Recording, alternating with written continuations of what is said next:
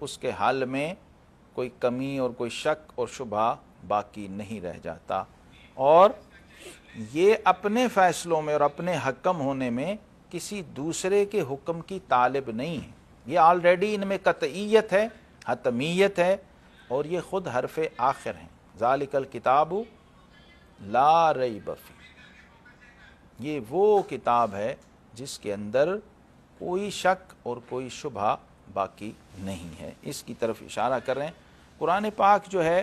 معروف بات یہ ہے کہ اس کے اندر محکمات بھی ہیں، اس کے اندر متشابہات بھی ہیں، اس کے اندر کچھ آیات ناسخ ہیں، کچھ منسوخ ہیں، کچھ محکم ہیں، کچھ متشابہ ہیں۔ اسی طرح علماء کرام نے تقریباً 10 قسمیں بیان کی کہ کچھ آیات ہیں جن میں بشارتیں، خوشخبریاں سنائی گئیں، وہ آیات بشیر ہیں، کچھ نذیر ہیں جن میں تنبیہ ہے، جن میں ڈرایا گیا ہے، کچھ ناسخ ہیں جو کسی پہلے حکم کو منسوخ کر دیتی ہیں، کچھ منسوخ ہیں جن کا حکم منسوخ ہو گیا ہے، کچھ محکم ہیں جو اپنے ظاہر میں اور اپنے حکم کے اعتبار سے بالکل واضح و نص ہوتی ہیں، ان میں کسی قسم کا کوئی اشکال نہیں ہوتا۔ بعض ایسی ہیں جو بظاہر متشابہ لگتی ہیں اور ان میں شبہ ہوتا ہے، اور پھر اہل علم، جو راسخ العلم علماء ہیں، وہ ان شبہات کو رفع کرتے ہیں، ان کا ازالہ کرتے ہیں۔ کچھ مواعظ پر مبنی ہیں، اور کچھ جو ہیں اس میں امثال ہیں، امثال القرآن ایک مستقل موضوع ہے علوم القرآن کا، کچھ میں حلال چیزوں کا بیان ہوا اور کچھ میں حرام چیزوں کا بیان ہوا۔ نبی کریم علیہ الصلاۃ والسلام کا یہ معجزہ قرآن، اس کی یہ شان ہے کہ ان تنازعتم فی شیء فردوہ الی اللہ والرسول، کہ جب کسی تم اختلاف میں پڑ جاؤ تو اپنے اس اختلاف کو اور اشکال اور اس مسئلے کو قرآن اور سنت، اللہ اور اس کے رسول صلی اللہ علیہ وسلم کی بارگاہ میں پیش کر دو، تو وہ مشکل حل ہو جائے گی، دور ہو جائے گی۔ امام بصیری رحمۃ اللہ تعالی علیہ قرآن پاک کی فصاحت اور بلاغت کے حوالے سے اور اس کی اس معجزانہ حیثیت کے حوالے سے اگلے شعر میں فرماتے ہیں، ما حُرِبَتْ قَطُّ إِلَّا عَادَ مِنْ حَرَبٍ ما حُرِبَتْ قَطُّ إِلَّا عَادَ مِنْ حَرَبٍ عَادَ الْعَادِي إِلَيْهَا مُلْكِي سَلَمِي مَوْلَايَ صَلِّ وَسَلِّمْ دَائِمًا أَبَدًا عَلَى حَبِيبِكَ خَيْرِ الْخَلْقِ كُلِّهِمْ۔ فرماتے ہیں ان آیتوں کے مقابلے میں جب بھی کوئی اترا مخالف اور دشمن کی حیثیت سے اور اس نے چیلنج کیا قرآن پاک کو، اس کی کسی صورت کو یا کسی آیت کو، تو آخر اسے شکست کھانا پڑی، آخر اس کو ہتھیار ڈالنا پڑے، کیونکہ قرآن پاک کلام اور بیان کا معجزہ ہے، ایسی کتاب ہے کہ اتری کتاب ان پر بیان لکل شیء، تفصیل جس میں ما برو ما خبر کی ہے، تبیان لکل شیء ہے، ولا رطب ولا یابس الا فی کتاب مبین، کتاب مبین ہے، کتاب روشن ہے، ہر پہلو سے، ہر اعتبار سے۔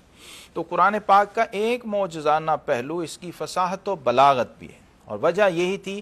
کہ ہر دور میں انبیاء اور رسول علیہم السلام جو آئے ہیں تو ان کے معجزات ان کے زمانی تقاضوں کے مطابق ہوا کرتے تھے۔ جس زمانے میں طب اپنے عروج پہ تھی تو حضرت عیسیٰ علیہ السلام کو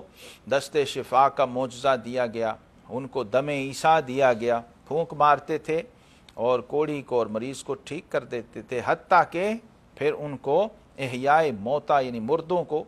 زندہ کرنے کا معجزہ بھی دیا، انا احیی الموتی باذن اللہ۔ موسیٰ علیہ السلام کے دور میں جادو اور سحر کا زور تھا، ان کو عصائے موسوی دیا گیا اور ان کو ید بیضاء دیا گیا۔ تو ہر دور میں انبیاء کرام اور رسول علیہ السلام کے معجزے اس کے تقاضوں کے مطابق ہوا کرتے تھے۔ چنانچہ عرب میں چونکہ فصاحت و بلاغت کی پرستش کی جاتی تھی اور اس کو مانا جاتا تھا، تسلیم کیا جاتا تھا، سب سے بڑی فضیلت سمجھا جاتا، عرب کو عرب کہنے کی وجہ ہی یہی ہے کہ جو فصیح و بلیغ کلام کرے، اور اپنے مقابلے میں دوسروں کو عجم کہنے کی وجہ یہی ہے کہ جس کو کلام کا ڈھنگ اور سلیقہ نہ آتا ہو۔ چنانچہ قرآن کو ظاہری صورت میں بھی بیان اور کلام کے اعتبار سے بھی معجزہ بنا کے اتارا گیا، اور اس معجزے نے آ کر ان فصیح بلیغ لوگوں کو گویا گونگ اور عجمی بنا دیا۔ جب آقا علیہ الصلاۃ والسلام نے کلام فرمایا اپنے دور کے لوگوں سے، اور کس شان سے فرمایا، امام بصیری فرماتے ہیں ردت بلاغتها دعوى معارضها رد الغيور يد الجاني عن الحرم مولاي صل وسلم دائما ابدا على حبيبك خير الخلق كلهم۔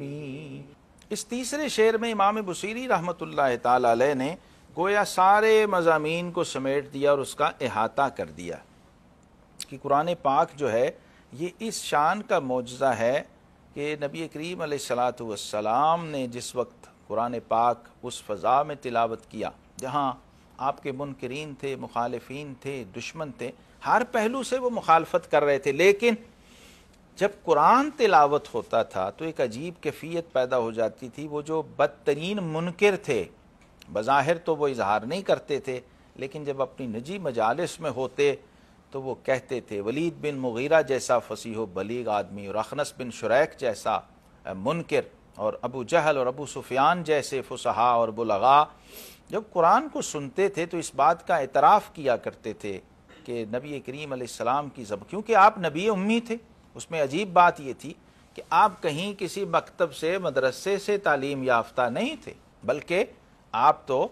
براہ راست تلمیذ الرحمن تھے، ذات باری تعالیٰ سے وَعَلَّمَكَ مَا لَمْ تَكُنْ تَعْلَمْ کی شان سے آپ آئے تھے،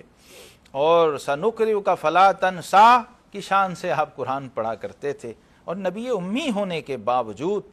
جب ایسا کلام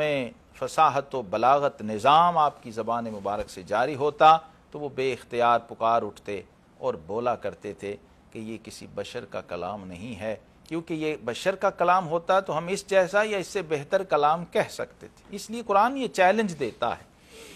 کہ اگر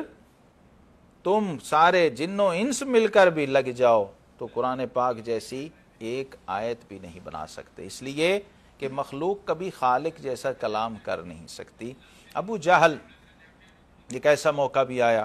جب قرآن پاک کی سب سے مختصر سورہ مبارکہ نازل ہوتی ہے، سورہ الکوثر، تو حضرت سیدنا بلال حبشی رضی اللہ تعالی عنہ سے آقا علیہ السلام نے فرمایا کہ بلال یہ سورت لے جاؤ اور کعبۃ اللہ کی دیوار پر جو عربوں کے بڑے بڑے فصیح و بلیغ قصیدے، انعام یافتہ قصیدے لگا کرتے تھے، ان کے درمیان معلق کر دو، لٹکا دو۔ ہوتا یہ تھا، عرب کی روایت تھی کہ جب سالانہ میلے ہوتے تھے اور اس موقع پر عرب کے بڑے بڑے شعراء اور خطباء آتے اور اپنا اپنا کلام پیش کرتے تو پھر وہ باقاعدہ ایگزامن ہوتا تھا، اور پھر امتحان کے اور ٹیسٹ کے بعد اس میں سے جو سب سے کامیاب ترین قصیدہ ہوتا اس کو یہ اعزاز ملتا کہ بیت اللہ شریف کی دیوار پر پورا سال وہ لٹکتا رہتا تھا۔ اور پھر ابو جہل آتا تھا اور اپنی برچھی کی نوک سے اس میں بھی کوئی نہ کوئی غلطی نکالا کرتا تھا۔ جب سورہ کوثر نازل ہوئی، انا اعطیناک الکوثر فصلی لربک وانحر ان شانئک ھو الابتر، 3 مختصر سی لائنیں سیدنا بلال حبشی رضی اللہ عنہ نے وہاں پر لٹکائیں اور معلق کیں، اور حسب معمول ابو جہل آیا مختلف قصائد کو دیکھتا ہوا، جب ان 3 لائنوں کی سورت پہ، 3 سطروں کی اس سورہ مبارکہ پہ پہنچا تو وہ حیرت کی تصویر بن گیا، اور کمال عجیب انداز سے اس کلام کو دیکھتا رہا، پڑھتا رہا، اوپر سے نیچے، نیچے سے اوپر، اور پھر اس نے کوشش کی کہ میں کہیں اس کی زیر زبر پر، کہیں کسی نقطے پر، کسی حرف پر میں اپنی برچی کی نوک رکھوں اور اس میں سے غلطی نکالوں، لیکن ناظرین محترم تاریخ کے اوراق پر رقم ہے کہ اس سب سے بڑے منکر اسلام اور منکر حق کی زبان سے سورہ کوثر کو پڑھتے ہوئے یہ الفاظ نکلے کہ انا اعطیناک الکوثر فصلی لربک وانحر ان شانئک ھو الابتر ما ھذا کلام البشر۔ اس نے کہا کہ یہ کسی بشر کا کلام ہو ہی نہیں سکتا۔ یہ قرآن پاک کی حقانیت اور صداقت ہے کہ اس نے غیروں سے بھی اپنا حق ہونا منوایا ہے اور آج تک منوا رہا ہے۔ اللہ تعالی ہمیں بھی قرآن پاک کے انوار سے مستنیر ہونے کی توفیق عطا فرمائے۔ وصلی اللہ تعالی علی النبی الامی وآلہ واصحابہ اجمعین۔ مولاي صل وسلم دائما أبدا على حبيبك خير الخلق كلهم